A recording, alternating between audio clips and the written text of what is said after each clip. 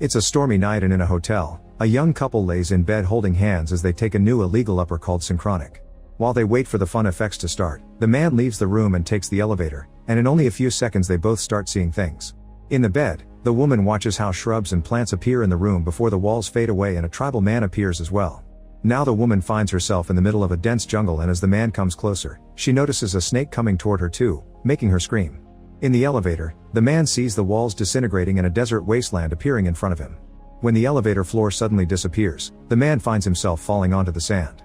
Meanwhile in the suburbs, best friends Steve and Dennis are working as emergency paramedics. Tonight they respond to a call about a case of overdose and go to a house where they find two people on the floor and a neighbor that says she heard weird noises and someone talking in French.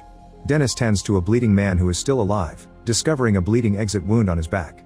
Steve tends to the overdose victim and accidentally gets pricked by a syringe before he injects the girl with medicine, making her wake up. The police soon arrive and find a wrapper for Synchronic, concluding that this is simply a result of addicts attacking each other. On their way out, Steve sees a copper coin on the floor and picks it up. While the duo takes the bleeding man to the ambulance, the cops find a bloody sword stuck to a wall. Sometime later, Steve and Dennis take a break during which Steve plays golf. He also examines the coin he found and sees the stamp date is 1721, which he finds curious. Worried about the prick, later Steve has himself checked for HIV, and the doctor recommends that Steve goes through a complete medical checkup.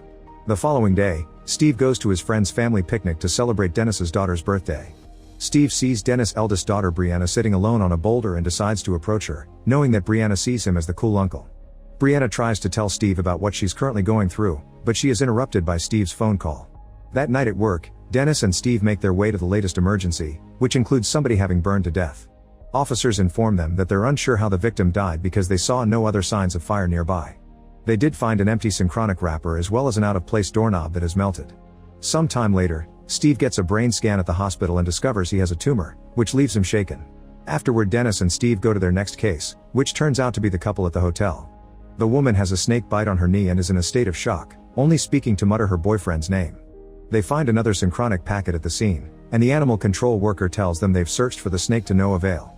He also tells them that he recognizes the snake bite and it could have only come from a snake that hasn't been seen in the area for decades.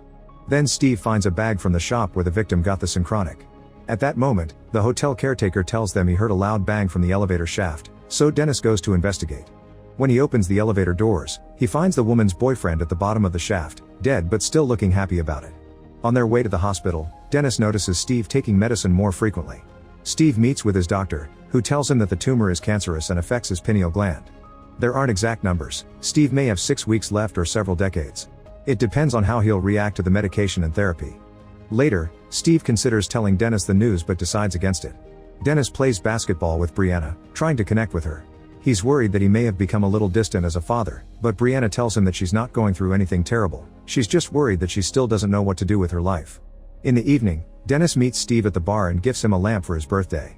Then Dennis opens up about the doubts he has about his marriage, confessing he's unsure if being a family man is what he wants. He looks at Steve's lifestyle as a bachelor and can't help but feel jealous sometimes. Dennis chooses that moment to finally confront Steve about all the medicine he's been taking, worried that Steve may have an addiction, but Steve doesn't tell him about the tumor. Instead, he just says he can take care of himself.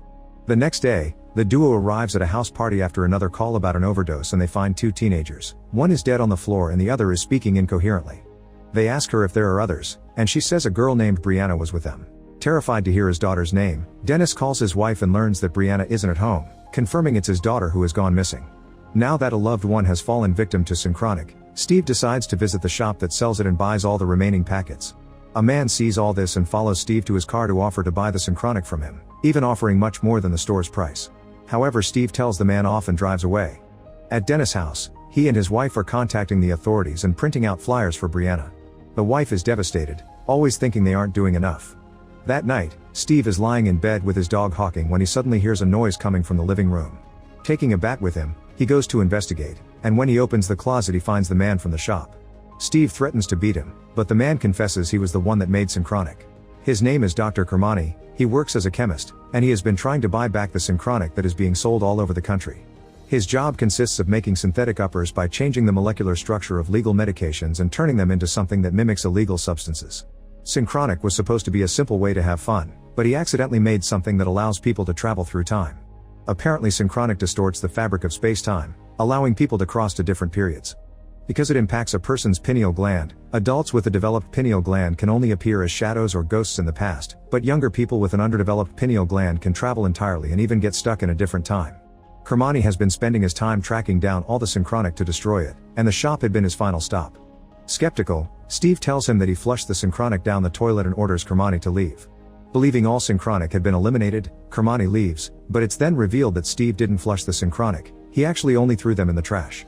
The following day, Steve is at his chemotherapy session, and as soon as he finishes, he immediately feels the side effects and starts vomiting randomly. While he works, Steve is exhausted all the time.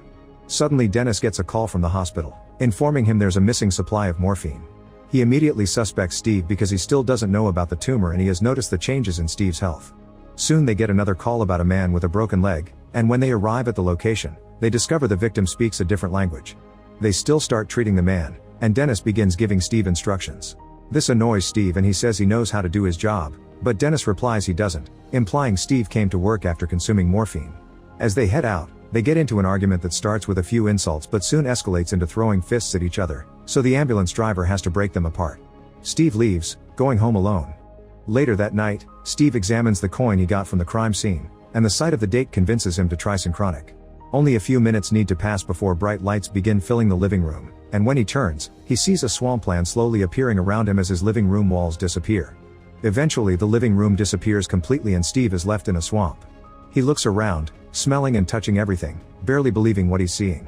There's a man stalking him from a distance muttering a prayer, but Steve's attention is on a crocodile suddenly approaching him. He backs away as he notices he's also starting to disappear, and at that moment, the stalker is revealed to be a Spanish conquistador. The man starts charging at Steve with his sword, who doesn't know what to do because he's caught between the crocodile and a crazy dude. But just when the Spaniard is bringing his sword down on him, Steve appears back in his living room, finding Hawking staring at him very confused. Steve almost dismisses what happened as a dream until he sees a slash mark on the floor from the conquistador's sword. Finding all this fascinating, Steve decides to document his experience with a video camera, explaining that Synchronic allows him to go back in time for 7 minutes and that he suspects that the same happened to Brianna. He takes another dose and slowly disappears, then he shows up in the middle of a frozen wasteland, meaning he immediately starts freezing. Steve notices a figure approaching him, but at that moment he collapses from the cold. 7 minutes pass and Steve immediately reappears in his living room still shivering.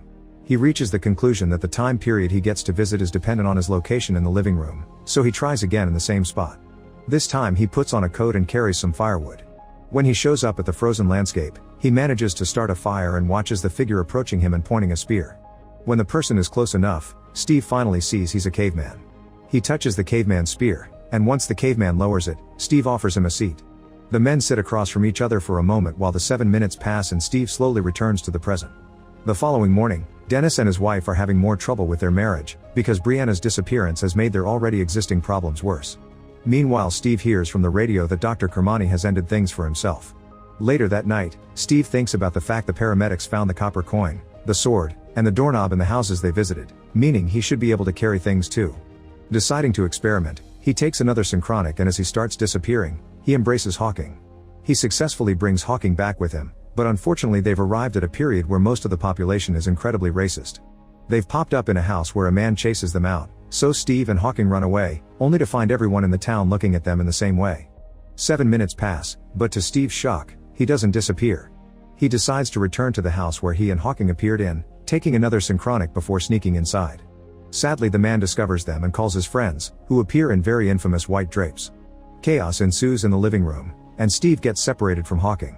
As Steve tries to grasp Hawking's leash, the men are about to shoot Steve, but suddenly he reappears in his living room without Hawking.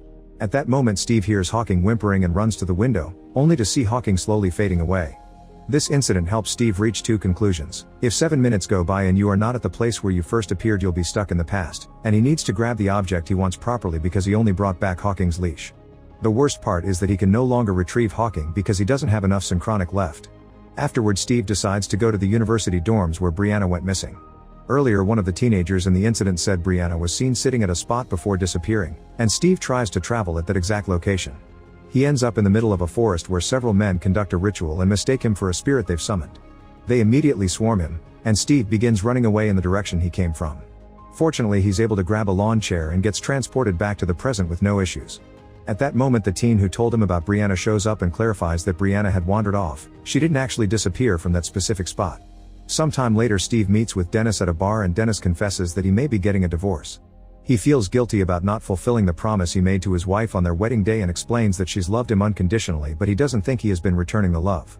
He says that Brianna was the only one keeping their marriage afloat, and now that she's gone, he feels that nothing is holding them together. Steve then reveals that he'd exchange his bachelor life for Dennis's stable married life in a heartbeat, which surprises Dennis. Then Steve finally reveals the truth about his brain tumor, which leaves Dennis greatly upset. Steve tries to calm him down by telling him he's been doing chemotherapy, and the two reconcile, prompting Dennis to reveal that it was actually their ambulance driver who had been stealing the morphine.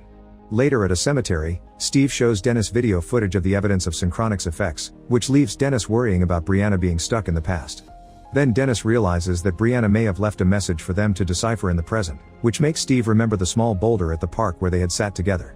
The duo rushes to the boulder and finds only one word: always.